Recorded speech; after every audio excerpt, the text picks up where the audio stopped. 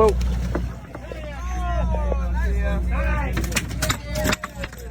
Mi hermano.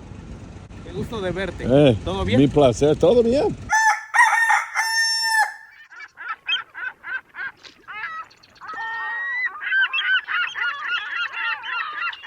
Hey, good morning, my dear friends, and welcome to beautiful Surfside, California. You wonder why they call it Surfside? Hey, there's a hint for you right there. We're located right between Seal Beach and Huntington Beach, and it's a gloriously beautiful morning. A little chilly, not much wind here this morning, overcast. I mean, we're starting to get used to that. I think the sun's going to pop out here in a little bit, but for right now, we're dealing with the overcast, guys. I love the lead-in, the Royal Star, man. The guy up in the bow got soaked. You gotta love that. And also, of course, some good Barracuda fishing up there on the Aloha Spirit. Danny Erickson and guys and gals from Marina Del Rey Sport Fishing were up there fishing on the Aloha Spirit.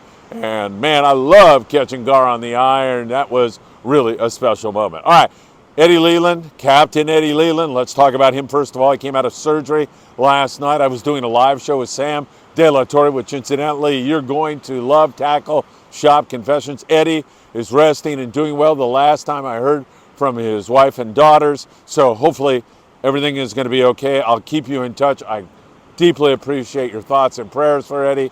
I deeply appreciate you sending him a birthday card the other day. You are so special to me, the Friedman Adventures family, and once again, I couldn't be more proud of the type of people that we've managed to surround ourselves with, and that is each and every one of you. All right, we had some really good nighttime bluefin tuna fishing last night. We'll talk about that. We'll talk about the daytime bite. We'll talk about the Barracuda. Albacore up there off Point Conception. We have a little bit of news about that. And also, of course, we are going to take a look into the future and see what we think might happen with a lot of yellowtail that are starting to show up. You know what time it is, everybody. Yes, it's time for the morning briefing. Good Wednesday morning to you all.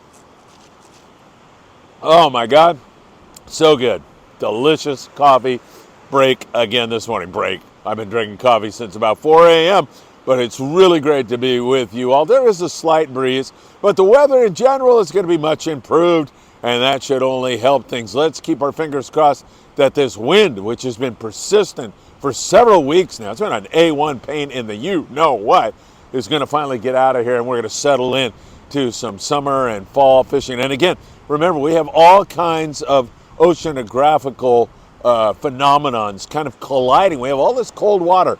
I keep saying we're a month behind. At the same time, we're catching yellowfin tuna down out of San Diego, more blue marlin being caught in Cabo early this year. So that suggests that the El Nino is already having an effect. Warm water colliding with cool water. So we'll have to wait and see what happens. I just think that it portends a magnificent late summer and fall, and I think we zoom right past January the 1st. So hang on, the best is yet to come, as if some of this incredible bluefin tuna fishing is not enough. Hey, quick one for you. The Independents, they rarely have any openings. They have a couple of spots open on their July 2nd through 5th trip, a 3-day trip out of San Diego. You can visit them at independentsportfishing.com or give them a call, 619-226-6006.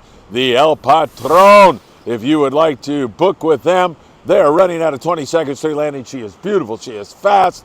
She is lots of fun, and we're going to put together a trip for you all. I mentioned on our live show last night, anybody interested, in all kinds of people since that time have let me know they'd attend, so that's going to be great. If you'd like more information on the El Patron, 310-980-9817. Incidentally, they're doing a 4th of July fireworks trip, so on the 4th of July from 7 to 10 p.m. I think it's $75, and there's just a few spots open. If you'd like to go, you should give 22nd Street Landing a call right now, 310-832-8304. That would be great also. And finally, we have a 1.5-day trip on the horizon, August the 15th. I think it's $535, and I believe it includes all your meals, but you can get more information on that and book, more importantly, before it sells out, because it is going fast.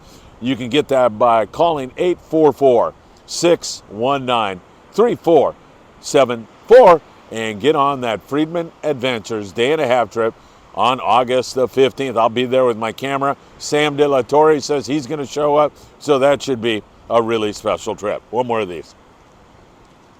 I want to start out in a part of the world that I absolutely love with some people I absolutely love, and that is Taiwan. Man, I love Taiwan. I visited there several times when I was a teacher in China. Spent a lot of time there. My brother lives there. Paul, hope you're watching. Good morning to you and all the great people that you've surrounded yourself with in beautiful Taiwan. Alan Rushing is a really special friend of mine, and his kids Lance and Aaron were over there in Taiwan. It was kind of stormy and, a little dicey in terms of going offshore, so they stayed inshore.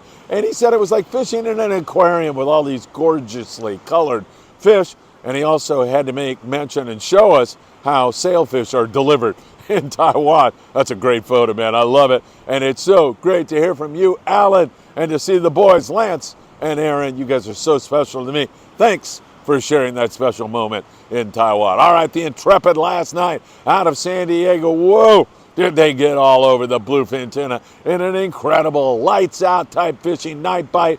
Tremendous fishing going on for the Intrepid and several other, but the Royal Star, I just talked to Diego Nuno. He's on board. They're in San Diego right now. They had a little bit of time last night. They had 11 fish. Several other boats had ripper fishing. Some guys had just kind of mediocre fishing, but a lot of guys had some excellent fishing. And that nighttime fishing requires that you fish heavy tackle. I would not fish anything under 100. I like 130.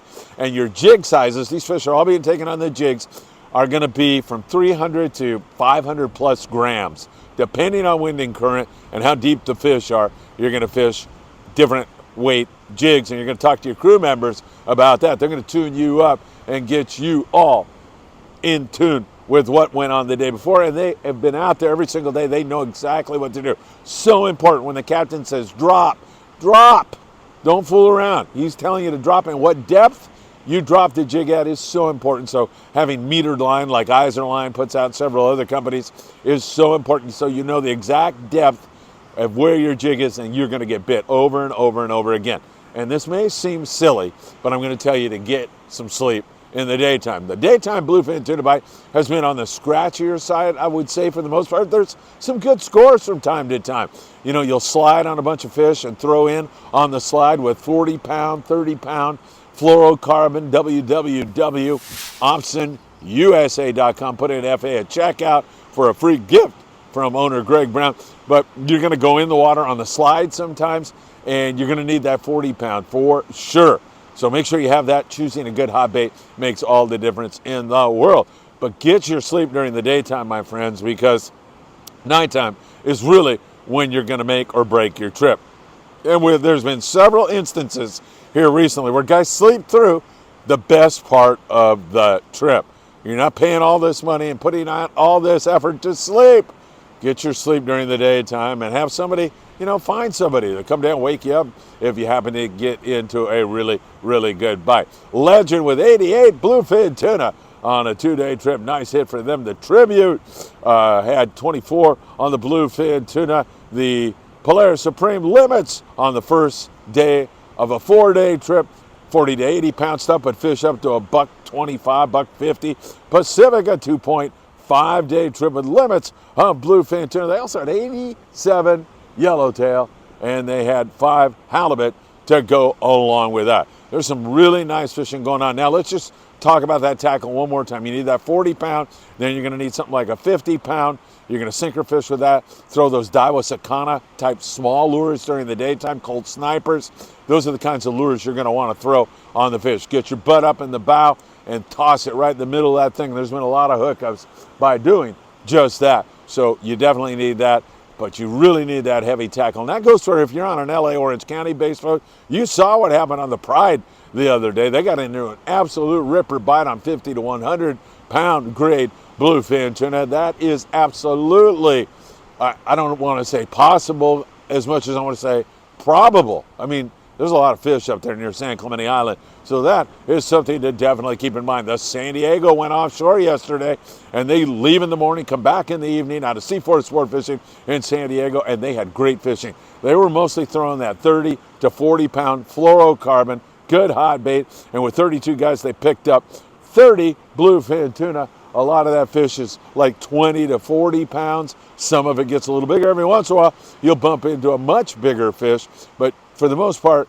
that 30 to 40 pound fluorocarbon is working really, really well on that bluefin tuna. Choosing a really good hot bait is essential to your success. So keep that in mind. That'll make all the difference in the world for you. And there's a lot of fish within range, and range means sometimes those guys will get to 45 miles from Point Loma. I mean, they really stretch it out and fish hard on the San Diego and the Grande and the Liberty and all those boys. So some better offshore fishing, better weather also, that's only going to help. 4 yellowtail on the Grande yesterday fishing the Coronado Islands, and good Barracuda fishing. They had 17 yellowtail the day before. So the Forkies are starting to play a more important role at the Coronado Islands, and that's what we love to see. We want to see more and more of that yellowtail start to show up and start to bite. It's, of course, best taken on an iron and a surface iron. So much fun to catch Barracuda in that way. We've got pockets of Barracuda all over the place. Out here, however, I don't know what's going on with that, man. We don't seem to have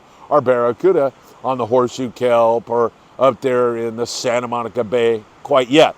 But it seems inevitable. So if I were going on the Monte Carlo out of 22nd Street Landing, if I was jumping on the Pursuit and going to Catalina Island, if I were going to be on an MDR boat, I'd definitely have a nice jig stick ready to go with whatever surface iron you like. Tatty 45 has always been one of my favorites. Blue and white is a great color. I think color is not really all that important, but just being ready with a jig stick is super important right now. Mentioned Albacore up there off Point Conception. There's been varying reports, but there are fish being taken from about 125 out to 200 miles. Haven't heard any huge scores up there, but that's closer to us than it's been. Things are getting dicey on our Albacore prediction again, but we're still holding firm. The water temps are still perfect for some Albacore. Once that warm water gets in here from the El Nino, kiss it goodbye. No possibility at all. But as it stands right now, and this is when Albacore normally show up in Southern California, we do have a chance. Our fingers are crossed, and we're going to keep hoping that's going to come together. San Clemente Island, El Dorado yesterday. Nice day with 42 Forkies. Big day on a yellowtail out there for the El Dorado as they slam the fish, the Fury, out of Dana Warsworth fishing with 20 yellowtail. Nice hit for them. There's been some really good fishing out there at San Clemente Island. Sometimes surface iron, sometimes yo-yo iron. A lot of times it's a good hot fly line bait. That seems to be the name of the game this year.